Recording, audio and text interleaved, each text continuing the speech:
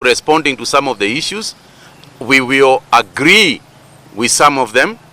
We will disagree with some of them.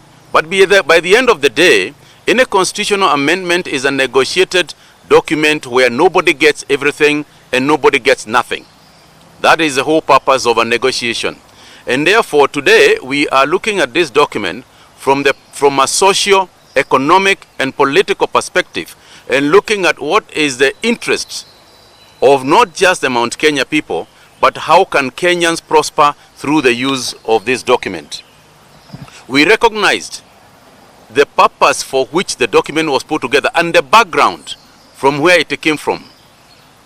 The idea of conflict in Kenya every 5 years is something that is detrimental not only to the social and economic well-being of the people, but even to the health of Kenyans.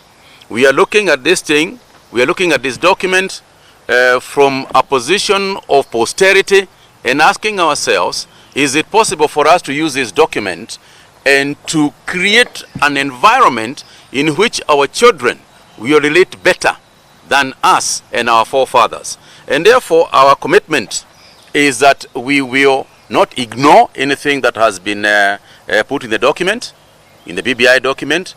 We will read it, because that is part of the purpose. We have just been given the document. We will read it, and we will give our views in as strong a term as we can. So I would like to ask my colleagues also to add whatever they feel that we can add in order to have a proper dialogue and to engage BBI, especially now that their term has been extended.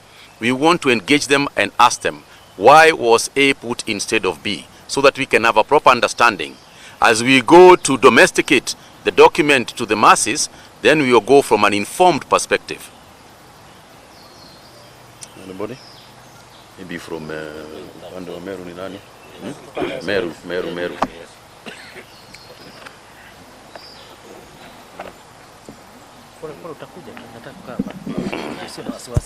Pande wa Meru. Ngana Kemeru. Endelea na Kemeru.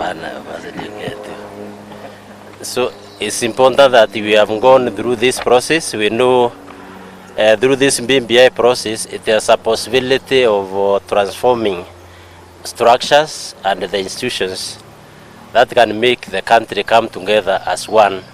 Because our interest as leaders is to see how can we make our country better, how can people be united, how can we have cohesion, how can we avoid conflicts at every stage. And our role as leaders, as we read through this document, we are going to identify the gaps. Already there are some gaps identifying that we think if they are addressed, maybe the document can be strengthened, and then we can have a greater republic. And because we know the solutions for the Kenyans, they are with the Kenyans. And as our leaders, we have a role to facilitate and guide the processes that may make our country move away from some of the challenges that we face time and time. And especially the question of representation, especially the issues around transforming those institutions that may create the possibility for economic progress and also for unifying the people of Kenya. These are some of the things. We want to see what are those things, what are those structures also that can be strengthened, and we avoid especially the question of conflicts that come as a result of electioneering process, especially the election for the president, because most of the conflicts after the elections is because of the election of the president. So if we look at those fundamental issues that give rise to these aspects, that will also strengthen this. If we look at those issues that make people feel excluded or not included, then that will help. So I think this is a new process that may give birth to a new republic, that may strengthen, bring out the issues that may not have been covered by the 2010 Constitution. So those issues can make our country stronger, and that is our interest in going through this document as people and then see where we move. Voice from Embu.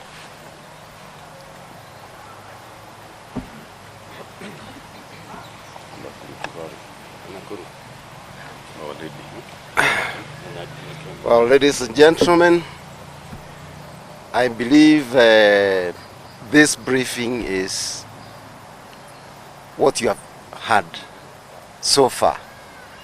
But you can look on the other side of the coin. We are looking at Kenya, the political system. We are looking at Kenya, not even burying our hands in the sand. If you look at the BBI, the essence of BBI was started through a political process. It was the president and Raila who shook hands. And they were the two opposite sides of the political divide in the last.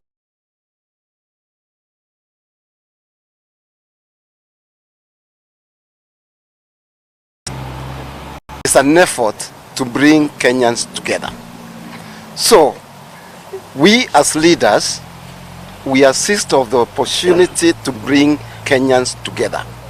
And that's why we are meeting here, to find ways and means of how we can enrich the BBI document. And to enrich it is to say, first of all, we appreciate it. Second, we digest it.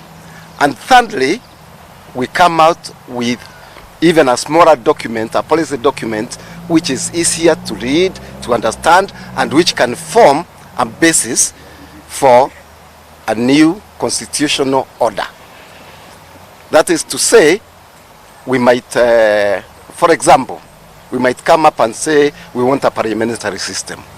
We want maybe more posts in prime minister, deputy prime ministers, because the issues being addressed are issues of governance. But those issues of governance are important in that governance is what directs the growth of a nation. If we fail the political governance, then the whole country fails. And we are part of the system, we are part of the country. There's no chance all these brains we want to see a failed state. And we are going to do it, and we are going to engage with other like-minded Kenyans, not only from Mount Kenya region, from all over the country. We are only giving our voice because we have to be part of the system. And we support the effort, and we are going to address it and to give our views. Voice from the Rakanini. And then one of the ladies.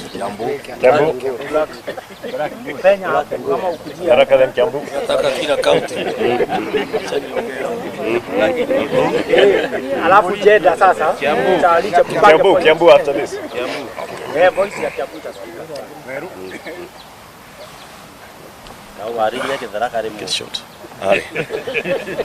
Thank you so much. My name is Alex Mbolimoiro, and today is a great day that we as leaders from Mount Kenya and diaspora, we are here to interrogate the document that we've already received after the launch of the same by His Excellency, the President, some time back. We are happy that some of the highlights on these documents are some of the things and the questions that Kenyans have been asking before, and that the document looks like it is really fulfilling some of these things. However, on the economic front, the document may not have pointed out, because it has looked at some economic areas like tea, like coffee, but you see this area is not homogeneous. There are some other economic areas, issues that needs to be addressed, but as we go forward, forth, then we are likely also to include those kind of things, like say green grams, like where I come from. Green grams, I've not seen it being mentioned, or sorghum, things like cotton, so, and even cows, so, and then goats, although my name is also one of those. So so these are some of the things that we also need to look at, even if the document has not pointed out, but because we are still interrogating, and the period for the period for the members has already been extended.